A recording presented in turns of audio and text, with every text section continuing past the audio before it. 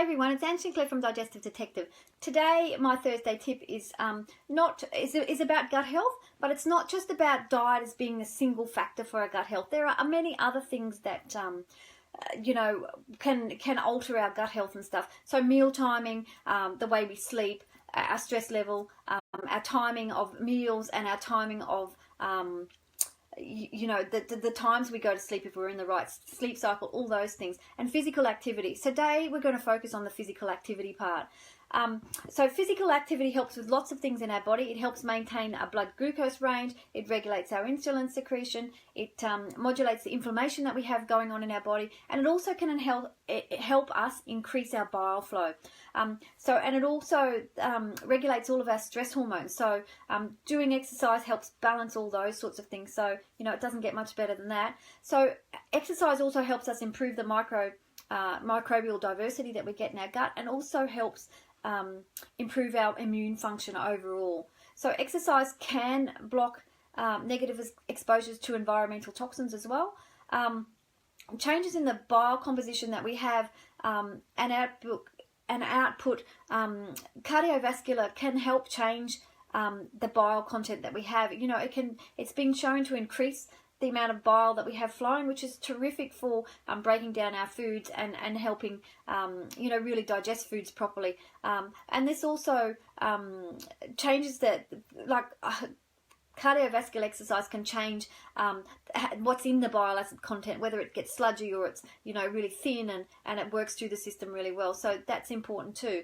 And in several mouse studies, they found that diets that increased gallstone formation were protected if they exercise. So even though it's mice, I think it's something for us to think about. And if they didn't exercise, they had gallstones 2.5 times larger than the ones who did.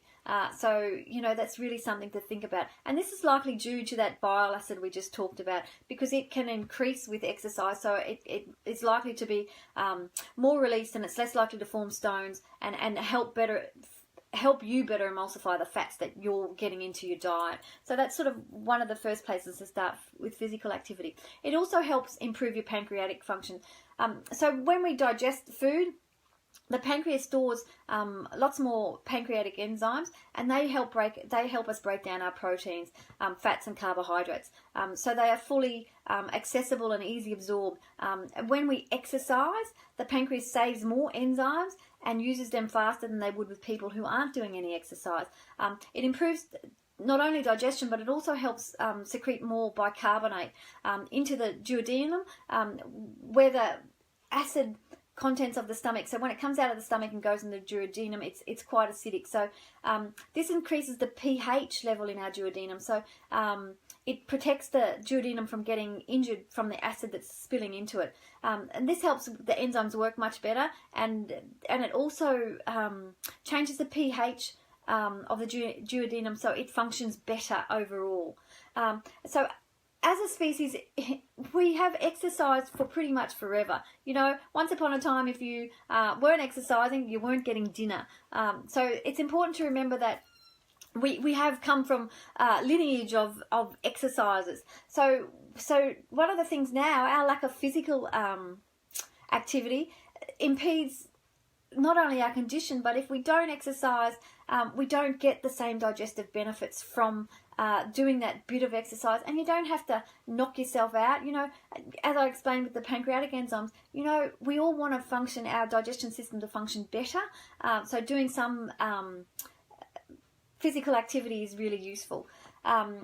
So for some, digestive orders can be a consequence of no physical activity, and no physical activity can consequently cause a digestive disorder. So it's like this chicken and egg scenario that we have. So you can't exercise due to the digestive distress you have, but by limiting the physical activity you have and the exercise you have, your condition gets worse. So what's the answer there? My recommendation is do some small amounts of exercise to start with. Even if it's walking out to your mailbox, do that when you know that you'll have the least digestive distress. So if you are experience reflux and stuff, do it before you actually eat something. and then you're less likely to have a reaction from that. So the NHMRC guidelines, who are the people who tell us what we should do, they reckon we should do about 150 minutes of moderate to vigorous exercise per week for optimal health. And for me, what qualifies as moderate exercise?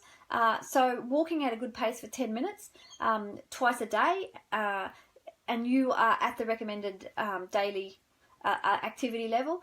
Most Australians not getting anywhere near this, so if you really want to improve your gut function, I would suggest you get out there and do some exercise, because really you don't have to kill yourself, but by doing that increasing level of exercise, you will get the digestive benefits from that. And as we age, we tend to lose enzymatic function and pancreatic function and stuff. So, as you exercise, there are so many benefits, which I'm not going to cover in this live, as why you should exercise as you age.